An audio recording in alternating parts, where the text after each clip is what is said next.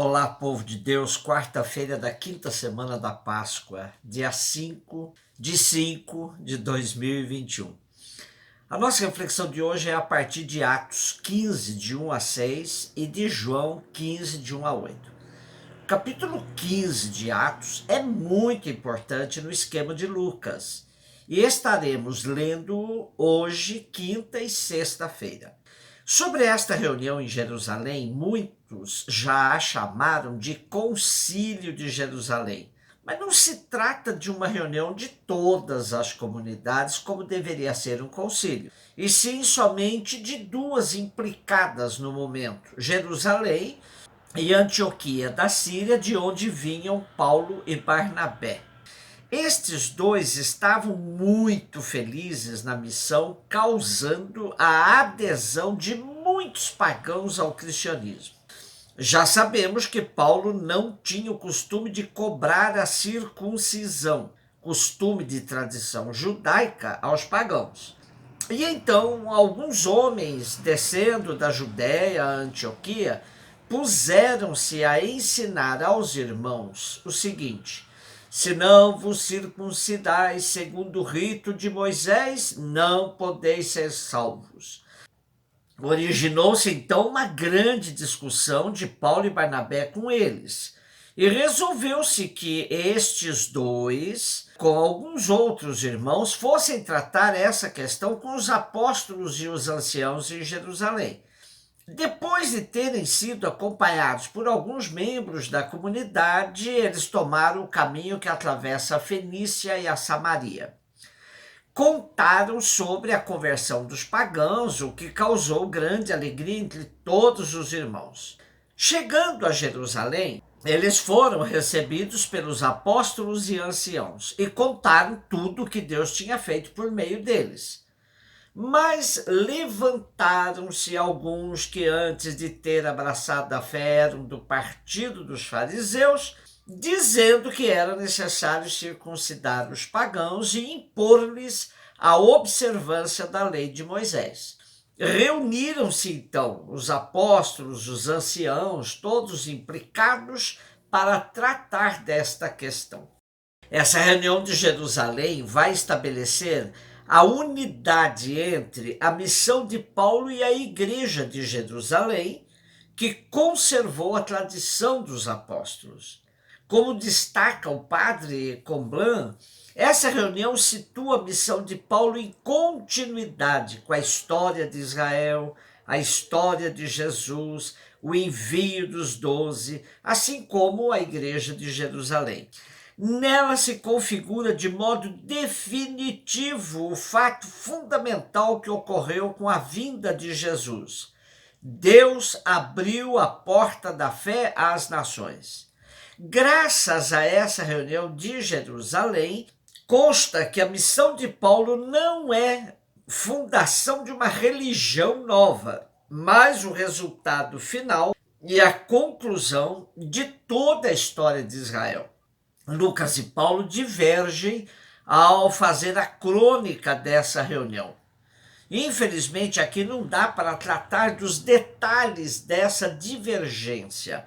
Eu gostaria de propor aos que me seguem nos comentários bíblicos que lessem seguidamente, comparando, Atos 15 e Carta aos Gálatas, capítulo 1, versículo 16, até o capítulo 2, versículo 14. Porém, a gente vai ver muitas divergências em vários pontos das duas narrativas. Mas, por outro lado, há também significativas convergências, tais como Paulo e Barnabé viajaram mesmo a Jerusalém. O problema central foi mesmo a circuncisão dos pagãos. Houve realmente a atuação de um grupo de judeu-cristãos extremistas.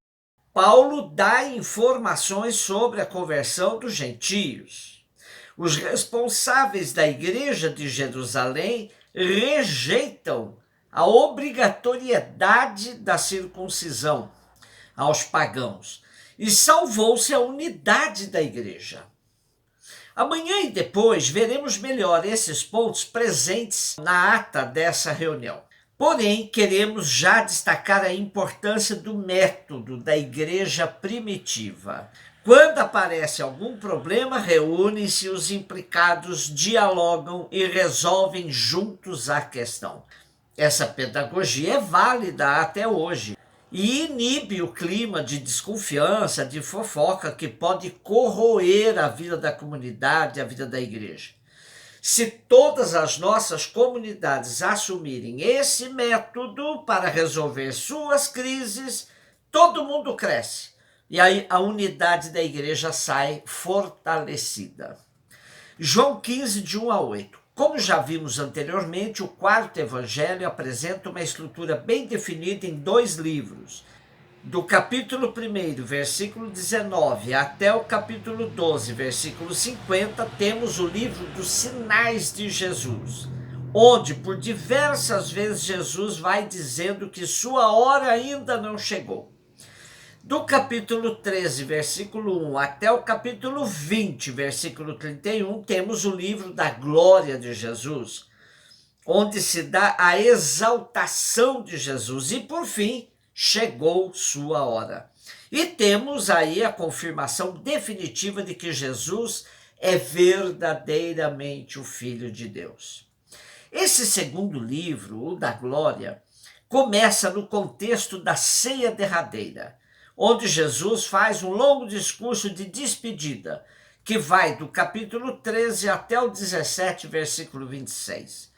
Portanto, estamos com o nosso trecho de hoje em pleno discurso de despedida de Jesus, onde ele prega aos seus discípulos a perseverança no momento mais difícil da sua partida de volta ao Pai. Jesus sabe da fragilidade dos discípulos e de diversas maneiras os prepara para dar continuidade à missão durante sua ausência. Como bem sintetiza o padre Wolfgang Gruen, esses 5 capítulos de 13 a 17 dão a impressão de um retiro, em que Jesus se despede de seus discípulos.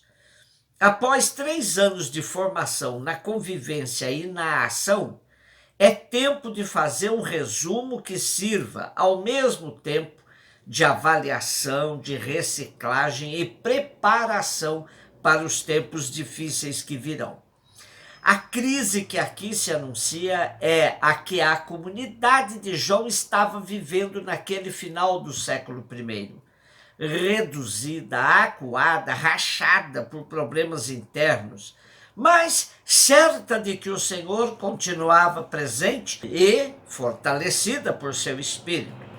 Ao usar a videira como comparação do povo novo que ele inaugura, povo que, para dar frutos, precisa permanecer nele, como os ramos permanecem articulados na videira, Jesus está se servindo de algo que já está presente na tradição profética. Se lermos Isaías 5, de 1 a 7, vemos que o profeta compara os israelitas com uma vinha que Deus cultivou com extremo carinho, esperando dela uvas da melhor qualidade. Mas foi uma grande decepção, pois essa vinha só produziu uvas azedas. E quando cantamos nas comunidades o Salmo 80, clamando ao Senhor que volte a cuidar de sua vinha, do Egito uma videira arrancaste com amor, com cuidado a replantaste, suas raízes afundou, e por sobre a terra toda sua sombra se espalhou. Mas, Senhor, o que fizeste? Por que teu amor se agasta? Derrubaste as cercas, todo mundo agora passa, cada um invade e rouba, quebra os ramos e devasta, e a vinha que plantaste, já não vens mais visitar? O cuidado de tuas mãos, já nem queres mais olhar? Desgalhada, murcha e seca, desse jeito vais deixar? E nessa magnífica metáfora de Jesus sobre a videira, o verbo que se destaca é o permanecer. Ele é a videira, somos os ramos, o Pai, o agricultor, somente permanecendo unidos a Jesus Cristo. E entre nós teremos a certeza de sermos cuidados pelo Pai agricultor. Como é bom nos sentirmos ramos desta videira, tão amada e carinhosa, num tempo em que ouvimos tantas pregações de ódio, concorrência, armamento, divisão, polarização e desejo de nos destruirmos mutuamente. Repitamos a súplica do Salmo 80, para que o agricultor não nos deixe desgalhados, murchos e secos, e alvo fácil de qualquer um que vem, invade, rouba, quebra os ramos e devasta. Rezemos juntos. Cuida, Senhor, da tua vinha. Um beijo no seu coração.